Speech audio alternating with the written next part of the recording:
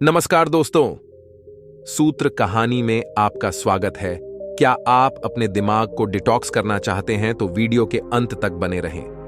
पहली बार वीडियो देख रहे हैं, वीडियो को लाइक कीजिए और सब्सक्राइब कीजिए। एक हलचल भरे गांव में अरुण नाम का एक युवा व्यापारी रहता था। व्यापार में अपनी सफलता के बावजूद अरुण जीवन से अभिभूत महसूस करता था। उसका मन हमेशा भविष्य की चिंताओं, अतीत के पछतावे और बेचैन विचारों की अंतहीन धारा से भरा रहता था। अरुण के दिमाग में खुद और दूसरों के बारे में निर्णय गूंजते रहते थे और वह अपने मन के भीतर ही फंसा हुआ महसूस करता था। चाहे उसने कितनी भी दौलत या सफलता हासिल कर ली हो, वह थका हुआ, मानसिक रूप से धुंधला और बेचैन महसूस करता था। एक शाम एक विशेष रूप से तनावपूर्ण दिन के बाद अरुण ने मदद लेने का फैसला किया। उसने गौतम बुद्ध नामक एक बुद्धिमान शिक्षक के बारे में सुना था, जो लोगों को आंतरिक शांति पाने में मदद करने के लिए जाने जाते थे। अरुण अपने मानसिक बोझ से खुद को मुक्त करने की उम्मीद में महान आर्षि को खोजने के लिए यात्रा पर निकल पड़ा। अरुण जंगलों और खेतों से होकर यात्रा कर रहा था। उसका मन अभी भी अपने व्यवसाय और निजी जीवन के बारे में सोच रहा था। वह अपने काम को पीछे छोड़ने के बारे में चिंतित था और मदद लेने के अपने फैसले पर लगातार सवाल उठा रहा था। यात्रा करते समय अरुण ने देखा कि कैसे इन विचारों ने उसे अपने आसपास के परिदृश्य की सुंदरता से बेखबर कर दिया था। पेड़, पक्षी, हल्की हवा। वह अपने मन में इतना खो गया था कि वह वर्तमान में होना ही भूल गया। कई दिनों की यात्रा के बाद अरुण एक शांत उपवन में पहुंचा, जहां बुद्ध ध्यान करने के लिए जाने जाते थे। उसने बुद्ध को एक बोधि वृक्ष के नीचे चुपचाप बैठे हुए पाया। उनके चारों ओर शिष्यों का एक छोटा समूह था।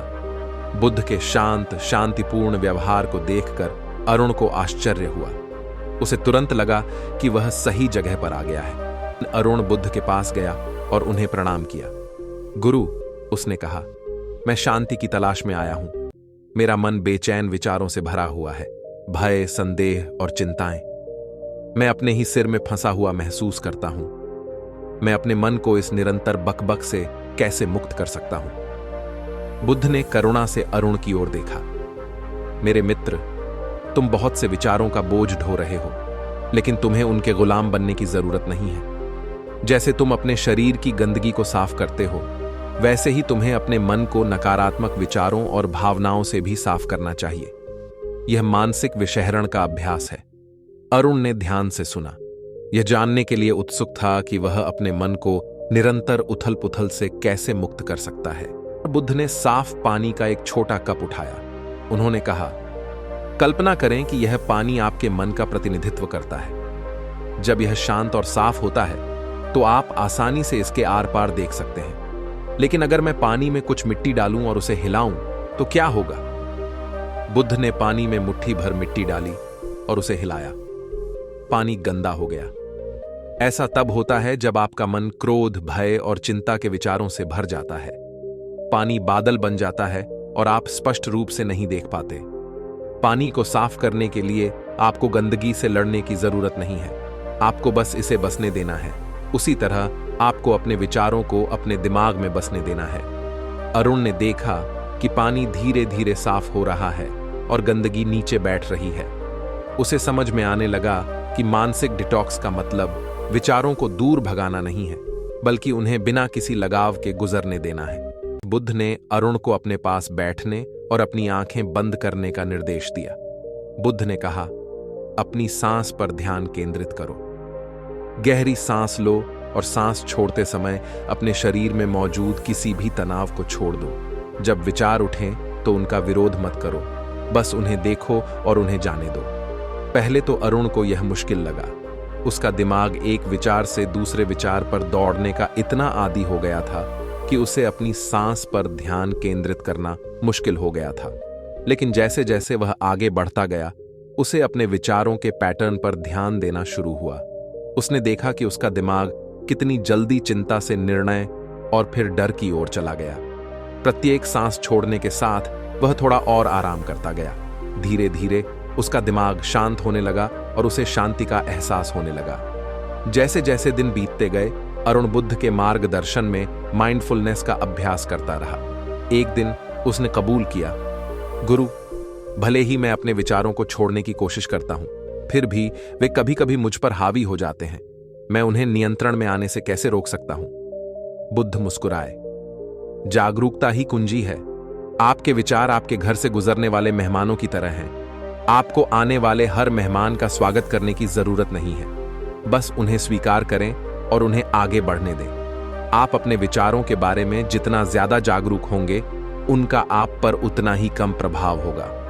अरुण ने इस पर विचार किया, यह महसूस करते हुए कि जितना ज्यादा वह अपने विचारों का विरोध करने की कोशिश करता है, उतना ही वे बने रहते हैं। बिना किसी निर्णय के अपने विचारों के बारे में जागरूक होकर वह खुद को उनकी पकड़ से मुक्त कर सकता है। अपनी शिक्षा को और स्पष्ट करने के लिए बुद्ध ने अरुण को एक दृष्टांत सुनाया। कल्पना कीजिए कि आपको एक जहरीला तीर लग गया है। क्या आप यह सोचने में समय बर्बाद करेंगे कि तीर किसने मारा, या आप इसे हटाने और घाव को भरने पर ध्यान केंद्रित करेंगे?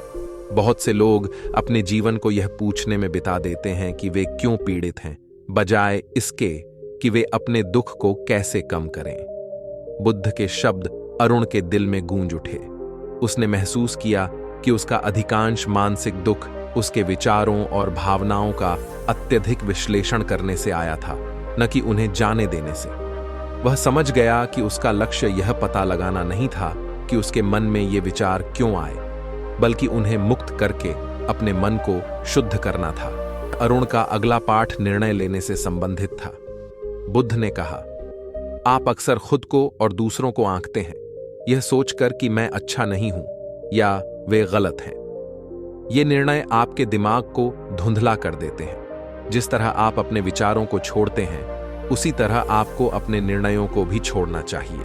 निर्णय लेना आसक्ति का दूसरा रूप है, और आसक्ति दुख की ओर ले जाती है। अरुण को एहसास हुआ कि उसकी मानसिक उथल-पुथल का एक बड़ा हिस्सा लगातार खुद को और दूसरों को आंकने से उपजा है। उसने अपने निर्णयों पर बिना आसक्त हुए उनका निरीक्षण करना शुरू कर दिया। धीरे धीरे वह हल्का महसूस करने लगा, जैसे कि उसके दिमाग से एक बड़ा बोझ उतर गया हो। और अभ्यास किया, उसने पाया कि उसका मानसिक डिटॉक्स न केवल उसकी मदद कर रहा था, बल्कि उसके आसपास के लोगों को भी प्रभावित कर रहा था। दूसरों के साथ उसका व्यवहार अधिक शांतिपूर्ण और दयालु हो गया। वह अब निराशा या क्रोध से नहीं, बल्कि समझदारी और दयालुता से प्रतिक्रिया करता था। बुद्ध ने समझाया, जैसे एक शांत तालाब आकाश को दर्शाता है, वैसे ही एक शांत मन दुनिया की सच्चाई को दर्शाता है। जब आपका मन साफ होता है, तो आप अपने और अपने आसपास के लोगों के लिए शांति लाते हैं। अरुण इस बात से चकित था कि वह कितना हल्का और खुश महसूस कर रहा था।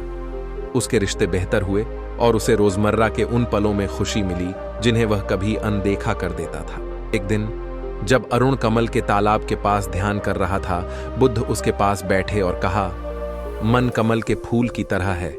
यह कीचड़ भरे पानी में भी उग सकता है, लेकिन यह कीचड़ से ऊपर उठता है और खूबसूरती से खिलता है। आपका मन भी नकारात्मक विचारों से भरा हो सकता है, लेकिन ध्यान और जागरूकता के माध्यम से आप उनसे ऊपर उठ सकते हैं और स्पष्टता पा सकते हैं। जब अरुण ने खिलते हुए कमल को देखा, तो उसे गहरी समझ का एहसास हुआ। उसका मन कभी कीचड़ भरे पानी की तरह नकारात्मकता से घिरा हुआ था, लेकिन अब अपने अभ्यास और समर्पण के माध्यम से यह अराजकता से ऊपर उठने लगा था, ठीक वैसे ही जैसे तालाब की शांति में कमल खिलता है। उन्होंने महसूस किया कि मानसिक डिटॉक्स एक बार का कार्य नहीं था, बल्कि ध्यान, जागरूकता और जाने देने का एक निरंतर अभ्यास था। इसके बाद के हफ्तों में बुद्ध ने अरुण को अनित्यता की अवधारणा सिखाई। जीवन में सब कुछ निरंतर परिवर्तनशील है। आपके विचार, आपकी भावनाएं, यहां तक कि आपके आसपास की परिस्थितियां भी। किसी भी चीज से चिपके रहना, चाहे वह अच्छी हो या बुरी, सिर्फ दुख की ओर ले जाएगा। मन को सही मायने में डिटॉक्स करने के लिए आपको अनित्यता को अपनाना होगा और जाने देना सीखना होगा। अरुण ने इस पर विचार किया और पाया कि उसकी भावनाएं और विचार कितनी जल्दी बदल गए। उसने देखा कि उसकी सबसे ज्यादा परेशान करने वाली चिंताएं भी किनारे पर लहरों की तरह गुजर गईं। उनसे चिपके न रहने से उसे मुक्ति और शांति का एहसास हुआ, जो उसने पहले कभी नहीं महसूस किया था। वह मानसिक विषहरण सीखने और अभ्यास करने के कई महीनों के बाद अरुण अपने गांव लौटने के लिए तैयार महसूस कर रहा था। जब वह जंगलों से वापस लौटा तो उसने अपने भीतर शांति की गहरी भावना महसूस की। जो विचार और निरंतर निर्णय उसे परेशान करते थे वे अब शांत हो गए थे। उसका मन अब युद्ध का मैदान नहीं था, बल्कि शांति और स्पष्टता का स्थान था। जब वह घर पहुंचा तो उसके परिवार और दोस्तों ने उसमें बदलाव देखा। अरुण अब चिंता या नकारात्मकता से ग्रस्त नहीं था। वह शांति बिखेरता था और उसके आसपास के लोग उसकी उपस्थिति में अधिक सहज महसूस करते थे। वह अब जीवन की चुनौतियों पर डर या निराशा के साथ प्रतिक्रिया नहीं करता था, बल्कि उन्हें समझ और स्वीकृति के साथ सामना करता था। गांव में वापस आकर अरुण के शांत व्यवहार ने दूसरों का ध्यान खींचा। उसके दोस्त और साथी व्यापारी उसके पास आए और पूछा कि वह चिंता और बेचैनी के बोझ से खुद को कैसे मुक्त कर पाया। अरुण ने उनके साथ बुद्ध की शिक्षाएं साझा की, ध्यान का अभ्यास, निर्णय लेना और अनित्यता को अपनाना। अपने शब्दों और कार्यों के माध्यम से अरुण मानसिक विषहरण का एक जीवंत उदाहरण बन गया, जिसने दूसरों को दिखाया कि आंतरिक शांति बाहरी दुनिया में नहीं, बल्कि भीतर विकसित की जाने वाली चीज है। हालांकि अरुण ने अपना मन बदल लिया था, लेकिन वह जानता था कि मानसिक डिटॉक्स एक आजीवन अभ्यास है। उसने अपना माइंडफुलनेस मेडिटेशन जारी रखा और बुद्ध की शिक्षाओं को अपने दिल के करीब रखा। हर दिन वह खुद को बिना किसी लगाव के अपने विचारों का निरीक्षण करने, निर्णय लेने से बचने और वर्तमान क्षण में जीने की याद दिलाता था। बुद्ध के शब्द उसके दिमाग में गूंजते थे। मानसिक डिटॉक्स की यात्रा एक बगीचे की देखभाल करने जैसी है। निरंतर देखभाल से नकारात्मक विचारों के खरपतवार आपको पछाड़ नहीं पाएंगे और स्पष्टता और शांति के फूल खिलेंगे।